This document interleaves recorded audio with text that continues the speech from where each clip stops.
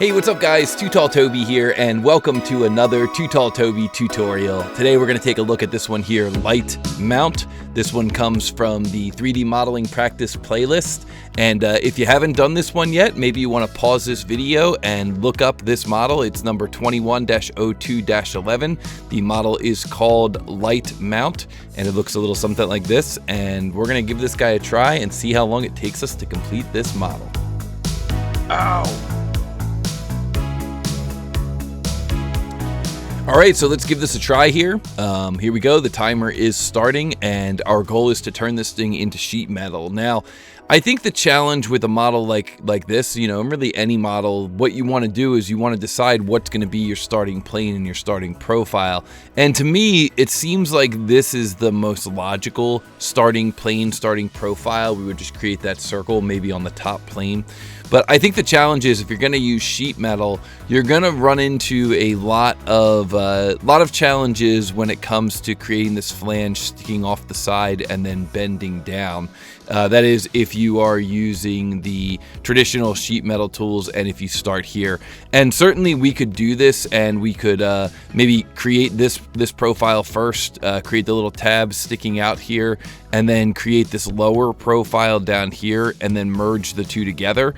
But I think what might actually be easier would be to start out with this shape down here.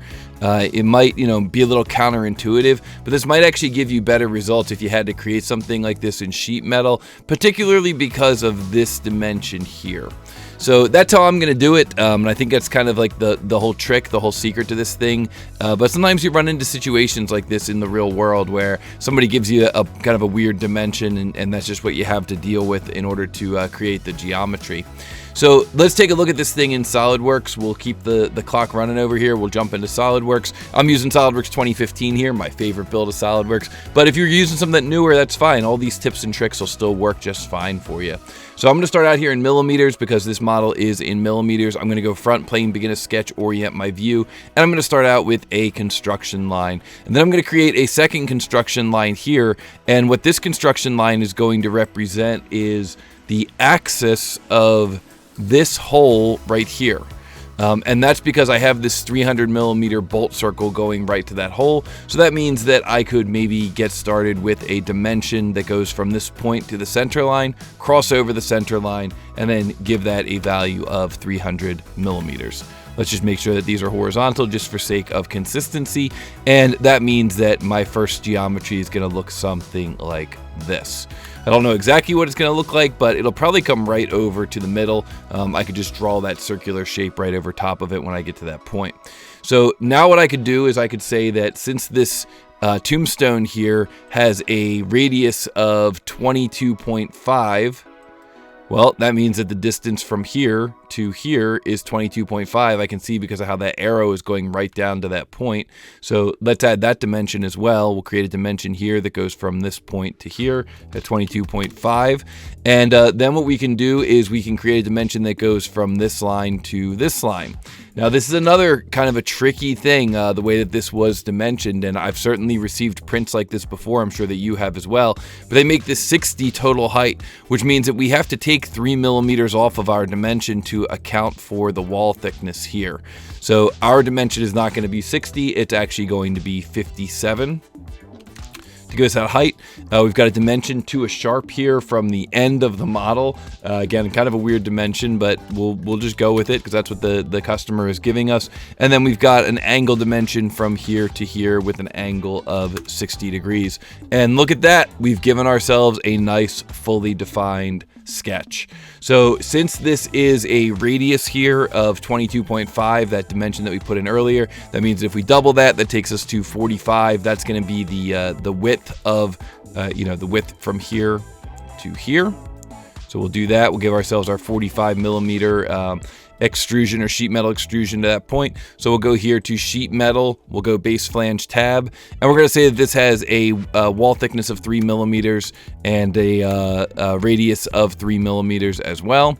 And then we are going to do a reverse direction so that that's going in the upward direction. And we're going to say that for direction 1, it's going to be a mid-plane sheet metal extrusion to a depth of 22.5 times 2, which should give us 45 there. Yep, it sure did. So that gives us our 45 millimeters for our sheet metal, the depth of that sheet metal extrusion. And we can hit the green check mark there. We could do a quick kind of like a sanity check where we pick this face and hold control and pick this face. Then we can look down on the status bar, and we can see in the status bar, SolidWorks tells us that between those two faces that we selected, we've got a normal distance of 60 millimeters. So that's great. That confirms that we have the correct value in there.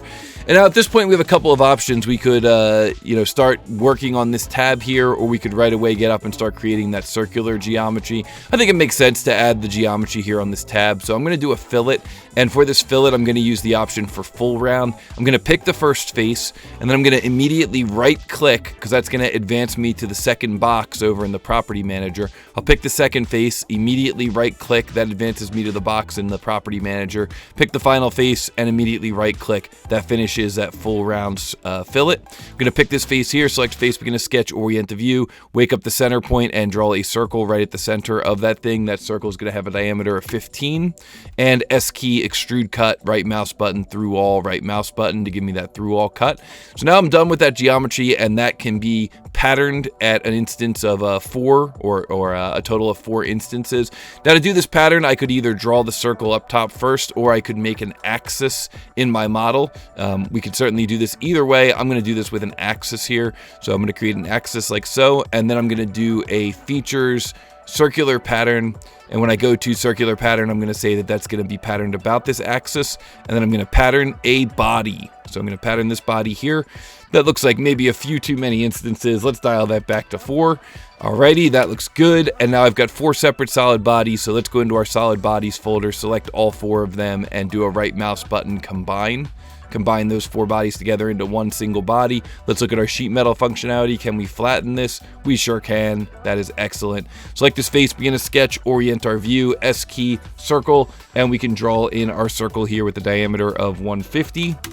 We can go to the sheet metal command base flange tab and basically just merge that sketch geometry right into the existing sheet metal geometry just by hitting the green check mark. It's kind of like the de facto behavior there. Select this face, begin to sketch, orient our view, and create a diameter here of 80, and that's going to be S key, extrude cut, and right mouse button, through all, right mouse button.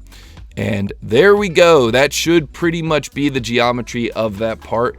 The only thing left for us to do is to assign a material, plain carbon steel, and calculate the mass. So let's go. Let's create our material here, plain carbon steel. Let's go to evaluate mass properties. And it looks like I've come up with a mass of 809.02 grams. Let's stop the clock on our challenge here. And then we're going to take our cursor here, go all the way to the end of the challenge.